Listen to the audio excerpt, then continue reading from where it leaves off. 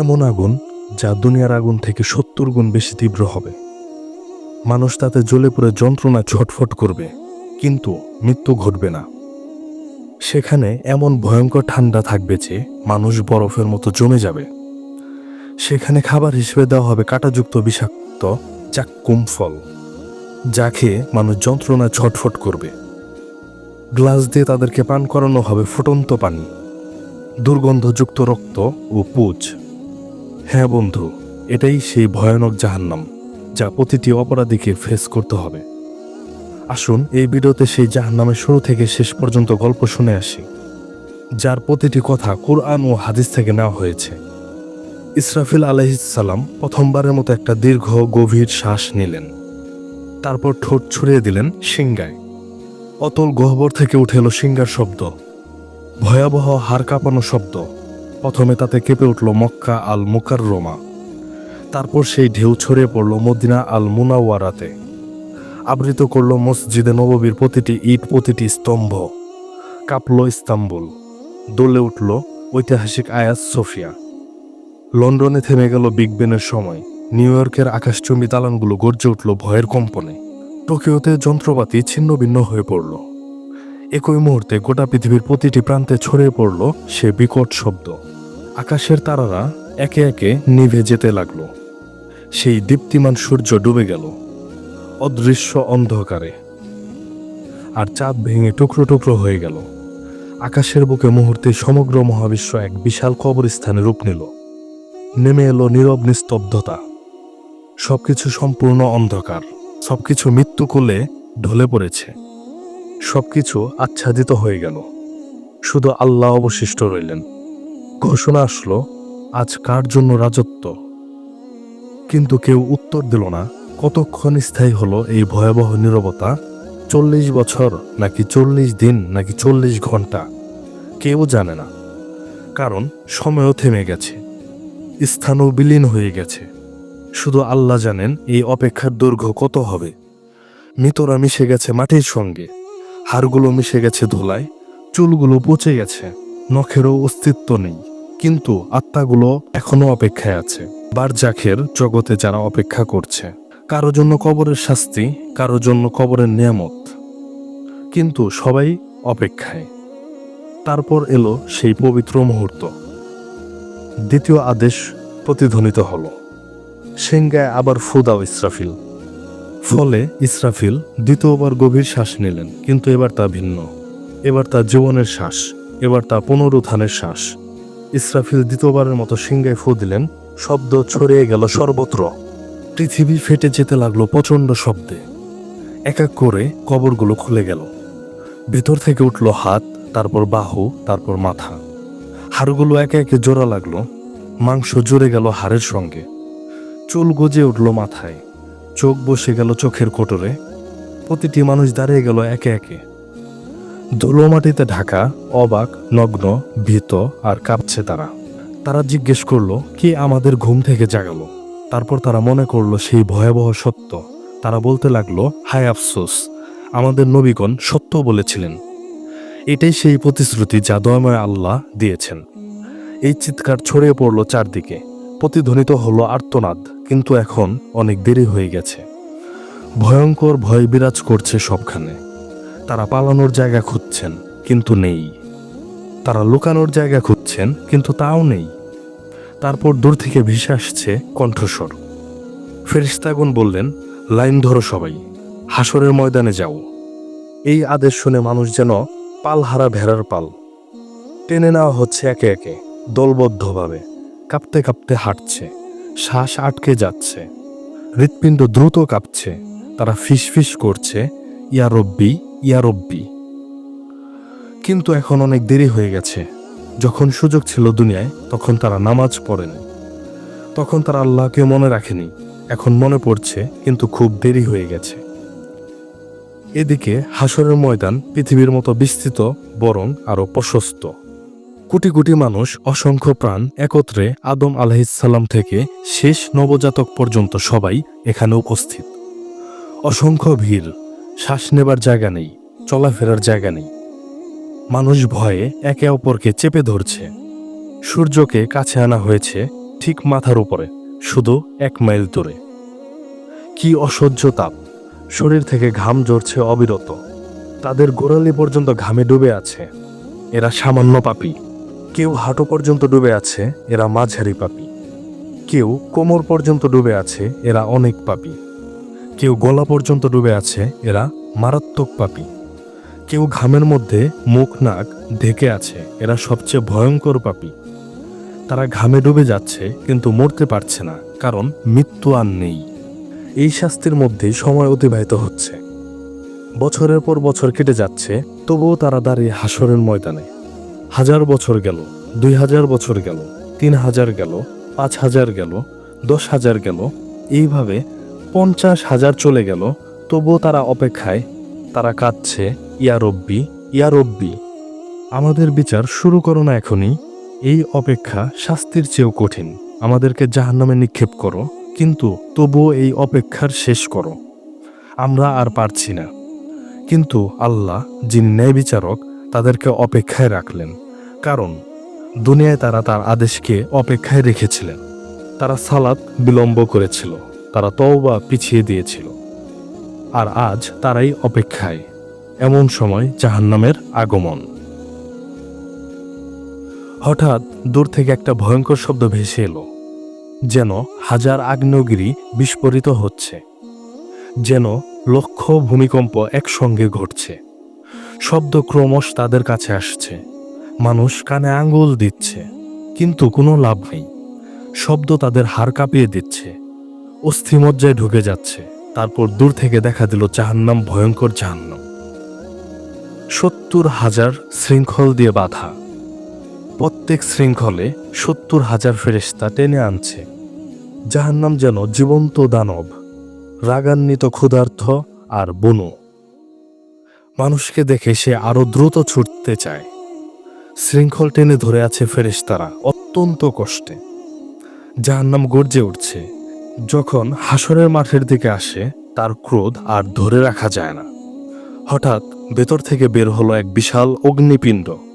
একটি পাহাড়ের মতো আকারের জ্বলন্ত দাউ দাউ করা আগুন বিদ্যুতের গতিতে হাসরের মাঠের দিকে ছুটে এলো। কয়েক সেকেন্ডের মধ্যেই মানুষের কাছে পৌঁছে গেল। সেই আগুন দেখে মানুষ পাগল হয়ে গেল। তারা দৌড়াতে লাগলো, কিন্তু কোথাও পালানোর জায়গা নেই। যে যেদিকে খুশি দৌড়াচ্ছে, যেদিকে তাকাচ্ছে আগুন, সেখানেই তারা লুকে যাবার জায়গা খুঁজছেন, নিজেদের মাটিতে ছুঁড়ে ফেলছেন। কিন্তু আগুন থেমে নেই, এগিয়ে আসছেই অবিরত। মাত্র কয়েক সেকেন্ড বাকি, এর মধ্যেই এটি পুড়িয়ে ফেলবে সমগ্র হাসরের ময়দান। কোটি কোটি মানুষ ছাই হয়ে যাবে। কিন্তু সেই শেষ মুহূর্তে আসমান থেকে নূরের ঝলক নিয়ে আসবেন জিব্রাইল আলাইহিসসালাম। তার হাতে একটি ছোট পাত্র, ভেতরে স্বচ্ছ এক তরল পানি। তিনি সেই তরল ঢেলে দিলেন সেই বিশাল অগ্নিখণ্ডের ওপর। সঙ্গে সঙ্গে উঠল ঘন বাষ্প। আগুন তাৎক্ষণিক নিভে গেল। ফলে বরফ শীতল এক পাথরে পরিণত হল। কোটি কোটি মানুষ একই মুহূর্তে গভীর শ্বাস নিল, যেন তারা বেঁচে গেল। কিন্তু এটি শেষ রক্ষা ছিল না। মানুষ হতবাক হয়ে জিজ্ঞেস করল, ওটা কি তরল পানি ছিল? কিভাবে এত ভীতিকর আগুন নিভে গেল? তখন জিব্রাইল আলাইহিসসালাম বললেন, ওটা ছিল তোমাদের চোখের জল। দুনিয়ায় যে চোখের জল তোমরা ফেলেছিলে। রাতের বেলায় সালাতে কাঁদতে কাঁদতে, আল্লাহর ভয়ে, তার ভালোবাসায়, নিজের গুনাহের অনুশোচনায়, কুরআন পড়তে গিয়ে, আজান শুনতে গিয়ে, মা বাবার জন্য দোয়া করতে গিয়ে, এটা সেই পবিত্র অশ্রু। এগুলোই এই আগুন নিভিয়েছে, তোমাদেরকে রক্ষা করেছে। কিন্তু তা কেবল অল্প সময়ের জন্য। তখন মুমিনরা আনন্দে কেঁদে বলল, আলহামদুলিল্লাহ। আর কাফেররা আরো বেশি ভয় পেয়ে গেল, কারণ তাদের কোনো অস্ত্র নেই, ফলে তাদের রক্ষাকারীও নেই। অতঃপর হিসাবের সময় এসে গেল। নাম ধরে ডাকা হচ্ছে। যার নাম ডাকা হয় সে কাঁপতে কাঁপতে আল্লাহর সামনে আসে। ভয়ে হৃৎপিণ্ড ফেটে যাওয়ার মতো অবস্থা হয়। শ্বাস বন্ধ হয়ে আসে। মহান আল্লাহ তার হাতে দেন হিসাবের বই। এটাই জীবনের চূড়ান্ত সিদ্ধান্ত। যে সৎকর্ম করেছে তার বই ডান হাতে দেওয়া হয়। সে আনন্দে বলে ওঠে, নাও পড়ো, আমার হিসাব আমি নিশ্চিত ছিলাম আমাকে হিসাব দিতে হবে, আর যে মন্দ কর্ম করেছে তার বই দেওয়া হয় বাম হাতে। পেছন দিক থেকে সে উন্মাদ হয়ে চিৎকার করে ওঠে, হায় আফসোস! যদি আমাকে বইটা না দেওয়া হতো, যদি আমি আমার হিসেব না জানতাম। তখন মানুষ ভয়ে ভয়ে হতাশায় মিথ্যা বলল, ইয়া রব, আমি কিছুই করিনি। ইয়া রব, আমি জানতাম না। ইয়া রব, আমি নির্দোষ। ইয়া রব, এটি আমার ছিল না, আমি খেয়াল করিনি। তখন আল্লাহ বললেন, মিথ্যা বলো না, তোমরা সত্য লুকাতে পারবে না। সবকিছু লেখা আছে, সবকিছু সংরক্ষিত আছে। তখন হঠাৎ মানুষের মুখ সিল করে দেওয়া হলো, কিন্তু মানুষের হাত কথা বলতে শুরু করলো। মুখ নেই, কিন্তু শব্দ আসে। ইয়া রব, এই হাতে সে টাকা চুরি করেছে। ইয়া রব, এই হাতে সে হারামে হাত দিয়েছে। ইয়া রব, এই হাতে সে জুলুম করেছে।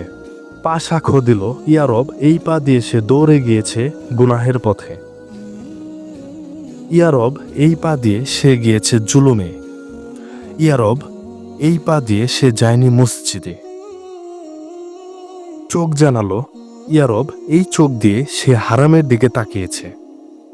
ইয়া রব, এই চোখ দিয়ে সে নোংরা ছবি দেখেছে। কান বলে উঠল, ইয়া রব, এই কান দিয়ে সে হারাম শুনেছে। ইয়া রব, এই কান দিয়ে সে গীবত শুনেছে। জিহ্বা বলে উঠল, ইয়া রব, এই জিহ্বা দিয়ে সে মিথ্যা বলেছে। এই জিহ্বা দিয়ে সে গীবত করেছে। ইয়া রব, এই জিহ্বা দিয়ে সে গালাগাল করেছে। মানুষ হতবাক হয়ে গেল। নিজের অঙ্গ প্রত্যঙ্গই তাকে ধোঁকা দিচ্ছে।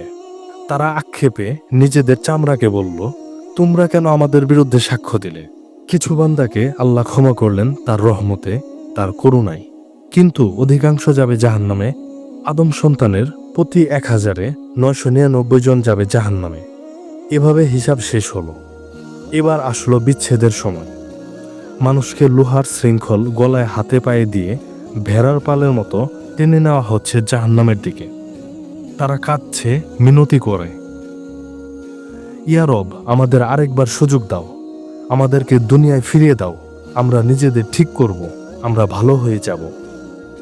কিন্তু না, অনেক দেরি হয়ে গেছে, আর এমন সুযোগ নেই। ফেরেশতারা তাদেরকে টেনে নিয়ে যাচ্ছে নিষ্ঠুরভাবে। চলো, এটাই তোমাদের জায়গা। অতঃপর জাহান্নামের উপর বিস্তৃত হলো একটা সেতু, চুলের মতো সূক্ষ্ম, তলোয়ারের মতো ধারালো। হ্যাঁ, এটাই সিরাত। তাদেরকে তা অতিক্রম করতেই হবে। কিন্তু কিভাবে? এমন সূক্ষ্ম সেতু পার হওয়া কি সম্ভব? মুমিনরা তাদের নুন নিয়ে যাবে, তাদের জন্য এটি হবে সমতল রাস্তার মতো। তারা সহজেই দৌড়ে পার হয়ে যাবে। কিন্তু মুনাফিকরা আটকে যাবে মাঝপথে। তাদের নুন নিভে যাবে, ফলে তারা অন্ধকারে পড়ে থাকবে। আর কাফেরদের কোনো নুন নেই, তারা এক পাও ফেলতে পারে না। তারা হোঁচট খায়, পড়ে যায়। বেশিরভাগ সিরাত পার হতে পারবে না। তারা হোঁচট খেয়ে জাহান্নামে পড়ে যায়, যেন 70 বছর ধরে পড়ছে। আল্লাহ তখন জাহান্নামকে জিজ্ঞেস করবেন, তুমি কি ভরে গেছ? জাহান্নাম বলবে, আরও আছে কি? আমি এখনো ক্ষুধার্ত, আমি এখনো ভরি নেই। অতঃপর যখন পতিতরা জাহান্নামে প্রবেশ করে, তারা সম্মুখীন হয় এক ভয়ঙ্কর উত্তাপের। এই পৃথিবীর আগুনের তুলনায় 70 গুণ বেশি তাপ। তাদের চামড়া সঙ্গে সঙ্গে পুড়ে যায়, তারপর নতুন চামড়া আসে, আবার তা পুড়ে যায়। এভাবে চলতেই আছে। জাহান্নামের আগুন মানুষ ও পাথর দ্বারা জ্বালানি পেল, ফলে এটি অকল্পনীয় উত্তাপে জ্বলে উঠল। ফলে তাদের শুরু হলো তৃষ্ণা, ভয়ঙ্কর তৃষ্ণা। তারা পানি চাইবে, দেওয়া হবে, কিন্তু কেমন পানি?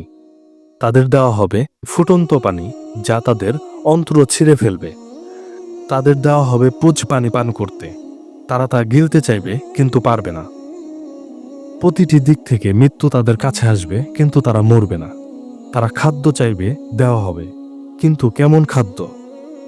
তাদের খাদ্য হবে কেবল কাঁটাযুক্ত উদ্ভিদ। এটি এমন এক জাক্কুম বৃক্ষ যা জাহান্নামের তলদেশ থেকে জন্মায়। এর ফল শয়তানের মাথার মতো। প্রতিটি গ্রাসে আরাম নয়, বরং ব্যথা আসে। তারা না চাইলেও জোর করে তা তাদের খাওয়ানো হবে। জাহান্নামের শাস্তি শুধু উত্তপ্ত আগুন নয়, এখানে আছে জামহারির, যা ততটাই কষ্টদায়ক ঠান্ডা যেমন আগুনের উত্তাপ। অসহনীয় গরম আর ঠান্ডা প্রমাণ করে যে জাহান্নামের যন্ত্রণা সব দিক থেকে ঘিরে রাখবে। এখন সবাই তাদের স্থান খুঁজে নিয়েছে। জান্নাতের মানুষ জান্নাতে আর জাহান্নামের মানুষ জাহান্নামে। দরজাগুলো চিরতরে বন্ধ হয়ে গেছে, ভাগ্য নির্ধারিত হয়ে গেছে, চিরকালীন সময় শুরু হয়ে গিয়েছে, আর কোনো ফেরত নেই। জাহান্নামের মানুষ সেখানে চিরকাল থাকবে, কখনো শেষ হবে না জাহান্নামের। জাহান্নামের 7টি দরজা রয়েছে, অর্থাৎ 7টি আলাদা স্তর, 7টি আলাদা দরজা, 7টি শাস্তি। 7টি দরজা পাহাড়ের মতো বিশাল, একটির নিচে আরেকটি স্তূপ হয়ে আছে। দরজাগুলোর আড়াল থেকে এক আলো জ্বলে ওঠে, যা হৃদয়ে ভয়ের সঞ্চার করে। এই দরজার প্রহরীরা সামনেই থাকবে, চুপ, বজ্রের মতো চেহারা, কঠোরতায় খোদাই করা। জাহান্নাম সৃষ্টির দিন থেকে সে কখনো হাসেনি, অটল, নির্মম, পহরায় অবিচল। প্রতিটি দরজা ভিন্ন পাপীদের জন্য, প্রতিটি স্তরে আলাদা আলাদা শাস্তি, কেউ হালকা, কেউ ভয়ঙ্কর। লোকেরা জাহান্নামের দারোয়ান মালিককে ডাকবে, হে মালিক, তোমার রবকে ডাকো, আমাদের জীবন শেষ করে দিক। কিন্তু মালিক উত্তর দেবে শুধু নীরবতায়। প্রথম দরজা আকাশ কাঁপানো গর্জনে খুলবে, এর উপর লেখা থাকবে জাহান্নাম। এই স্থান মুসলিমদের জন্য, যারা ঈমান এনেছিল কিন্তু গাফেল ছিল, ঈমানদার যারা সালাত ছেড়েছিল, যারা বলতো পরে পড়ব, যারা মিথ্যাকে অভ্যাস বানিয়েছিল, যারা মানুষকে কষ্ট দিয়েছে, অন্যায় করেছে, মানুষের হক মেরেছে, যারা বলেছে আল্লাহ তো ক্ষমা করে দেবেন কিন্তু তাওবা করেনি। তারা যখন প্রবেশ করবে তখন তারা কেঁপে উঠবে, আমরা কি ঈমানদার ছিলাম না? আমরা কি কালেমা শাহাদাত বলিনি? হ্যাঁ বলেছিল, কিন্তু এর দায়িত্ব পালন করেনি। এখানকার শাস্তি অস্থায়ী, যতদিন তাদের গুনাহ থাকবে ততদিন শাস্তি চলবে, তারপর তারা জান্নাতে যাবে। কিন্তু ততদিন পর্যন্ত প্রতিটি ছেড়ে দেওয়া সালাত সমান একটি আগুন, প্রতিটি মিথ্যা একটি শিখা, প্রতিটি গুনাহ একটি যন্ত্রণা। আর দ্বিতীয় দরজা খুলবে এক বনু ও চিৎকারে। তার নাম লাজা, অর্থাৎ এমন শিখা যা গ্রাস করে। এ আগুন জীবন্ত, এটি যেন বুদ্ধি রাখে, শিকার খোঁজে। এটি খুঁজে নেয় তাদেরকে যারা ইসলামকে উপহাস করেছে, যারা কোরআনের আয়াত শুনে হেসেছে, যারা আজান শুনে উপেক্ষা করেছে, যারা মুসলমানদের নিয়ে ঠাট্টা করেছে। লাজা তাদেরকে আক্রমণ করবে সাপের মতো লাফিয়ে পড়ে, সিংহের মতো মাংস ছিঁড়ে ফেলবে, হাড় ভাঙবে, আবার তা জুড়ে দিবে। কারণ এখানে ব্যথা এক অন্তহীন চক্র। আর তৃতীয় দরজা সাকার গভীর নীরবতায় খুলবে। সাকার হলো আগুন যা ধ্বংস করে। এখানে শাস্তি তাদের জন্য যারা ক্ষুধার্তকে দেখে বলেছে আমার সমস্যা নয়, যারা ইয়াতিমকে জেনেও ফিরিয়েছে, যারা গরিবকে উপেক্ষা করেছে, যারা সাহায্য প্রার্থীকে ফেলে গেছে, যারা শুধু আরামে মগ্ন থেকেছে। তারা উত্তর দেবে, আমরা নামাজ পড়তাম না, আমরা গরিবকে খাবার দিতাম না, এখন তারা ক্ষুধার্ত, কেউ খাবার দেয় না, তৃষ্ণার্ত, কেউ পানি দেয় না। যন্ত্রণা ফিরিয়ে আনে তাদের সেই দুনিয়ার নিষ্ঠুরতা। আর চতুর্থ দরজা হুতামা খুলবে এক ধাতব শব্দে। হুতামা এমন আগুন যার হৃদয় চূর্ণ করে। এখানে সোনার রূপাও আছে, সেখানে আছে আগুনে গলিত জ্বলন্ত সোনার রূপা। যেসব ধনীরা ধন গণনা করত বারবার, যারা বলতো আরেকটু চাই, যারা গরিবকে বিদ্রুপ করেছে, সম্পদকে উপাসনা করেছে, তাদের শাস্তি এখানেই হবে। হুতামা শুধু শরীর পোড়ায় না, এটা হৃদয়কে আক্রমণ করে। লোভী হৃদয়কে, স্বার্থপর হৃদয়কে বারবার গলিয়ে আবার তৈরি করে, আবার গলিয়ে দেয়। আর পঞ্চম দরজা জাহিম খুলবে। জাহিম হচ্ছে দাও দাও শিখার ভাটি। এখানে শাস্তি তাদের যারা অহংকারী, যারা দুর্বলদের উপর অত্যাচার করেছে, এমন শাসক যারা প্রজাদের জুলুম করেছে, এমন মালিক যারা শ্রমিকদের কষ্ট দিয়েছে। এমন স্বামী যারা স্ত্রীকে মেরেছে, এমন পিতা যারা সন্তানদের কষ্ট দিয়েছে, যারা মনে করেছে তাদের সিংহাসন আল্লাহর আরশের চেয়ে বড় আর ষষ্ঠ দরজা সাইর খুলবে। যুদ্ধের আর্তনাদে সাইর হলো রাগান্বিত আগুন, যারা নবীদের সাথে শত্রুতা করেছে, যারা রক্তপাতের স্থপতি, যারা শান্তি নষ্ট করেছে, এক কথায় প্ররোচনাকারী, যুদ্ধবাজ, হত্যাকারীরা এখানেই থাকবে। এখানে প্রতিটি হাড় চিৎকার করবে, প্রতিটি শ্বাস কাঁচ গিলার মতো ব্যথা দিবে। তাদের অত্যাচারিতদের চিৎকার তাদের চারপাশে প্রতিধ্বনিত হবে। আর সপ্তম দরজা হাবিয়া খুলবে এক গভীর ক্রন্দনে। আল হাবিয়া অর্থ অন্তহীন অতল খাদ, সবচেয়ে গভীর অন্ধকার স্থান। এখানে প্রবেশ করবে মুনাফিকরা। এরা সবচেয়ে বিপজ্জনক পাপী, যারা জিহ্বায় বলেছে লা ইলাহা ইল্লাল্লাহ কিন্তু হৃদয়ে বিশ্বাস করেনি, যারা হৃদয়ে বিশ্বাসঘাতকতা করে, যারা ইমানের মুখোশ পরে কিন্তু জীবনে ফাঁকা, যারা দ্বিমুখে আচরণ করে, যারা মুসলমানদের বিরুদ্ধে ষড়যন্ত্র করে, যারা প্রতারণা করে, যারা আনন্দ করে, ভাবে তারা পৃথিবী শাসন করছে, সেই মুনাফিকরা এখানেই থাকবে। এই হাবিয়াতে রয়েছে বিশেষ শাস্তি। সেখানে মুখোশ চিরতরে ছিঁড়ে ফেলা হবে, মিথ্যা উন্মোচিত হবে, সত্যিকারের মুখোশ প্রকাশিত হবে। এমনকি আগুনও কেঁপে উঠবে, কারণ মুনাফিকই হলো সবচেয়ে বিষাক্ত মিথ্যা, সবচেয়ে প্রাণঘাতী রোগ, সবচেয়ে বড় বিশ্বাসঘাতকতা। যারা এই হাবিয়াতে নিক্ষিপ্ত হবে তারা পড়তে থাকবে চিরকাল, কখনোই তলানিতে পৌঁছতে পারবে না, কারণ মুনাফিকের কোনো শেষ নেই।